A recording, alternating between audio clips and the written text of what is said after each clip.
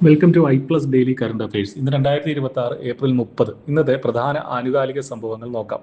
ഇന്ത്യയും ന്യൂസിലാൻഡും തമ്മിൽ free trade agreement അഥവാ FTA ഒപ്പുവെച്ചു. സാമ്പത്തിക വളർച്ച ശക്തിപ്പെടുത്തുന്നതിനും തൊഴിലവസരങ്ങൾ സൃഷ്ടിക്കുന്നതിനും സഹായിക്കുന്ന ഈ കരാർ രാജ്യാന്തര സാമ്പത്തിക ബന്ധങ്ങളിൽ ഒരു ചരിത്ര നാഴികക്കല്ലാണ്. വിപണി പ്രവേശനം, കാർഷിക ഉൽപാദനക്ഷമത, നിക്ഷേപം, സ്പോർട്സിലും ടൂറിസത്തിലും സഹകരണം, ജനങ്ങൾ തമ്മിലുള്ള ബന്ധം തുടങ്ങിയവ ഉൾക്കൊള്ളുന്ന ഒരു സമഗ്ര ചട്ടക്കൂടാണിത്. സമോവായുടെ തലസ്ഥാനമായ അപിയയിൽ നടന്ന commonwealth youth and junior weightlifting ചാമ്പ്യൻഷിപ്പിൽ ഇന്ത്യൻ താരങ്ങൾ യൂത്ത്, സീനിയർ വിഭാഗങ്ങളിലായി 4 സ്വർണ്ണ മെഡലുകൾ നേടി. സ്നാച്ച്, ക്ലീൻ ആൻഡ് ജെർക്ക് ഇനങ്ങളിൽ മികവ് പുലർത്തിയ സുനിൽ സിംഗ്, ഐസാങ്ഫ ഗൊഗോയ്, അഭിനോയ് ഗൊഗോയ്, ചാരു പെസി എന്നിവരാണ് സ്വർണം നേടിയത്. തമിഴ്നാട്ടിൽ നിന്നുള്ള ഋതിക ശ്രീ ഇന്ത്യയിലെ ആദ്യത്തെ ട്രാൻസ്ജെൻഡർ ക്രിക്കറ്റ് അമ്പയറായി മാറി. തമിഴ്നാട് സർക്കാരിന്റെ സംസ്ഥാന അമ്പയർ പരീക്ഷ അപേക്ഷ വിജയിച്ചതോടെയാണ് നേട്ടം. ഡെയിലി കറണ്ട് അഫയേഴ്സ് ലഭിക്കാൻ ഇപ്പോൾ തന്നെ ചാനൽ സബ്സ്ക്രൈബ് ചെയ്യും.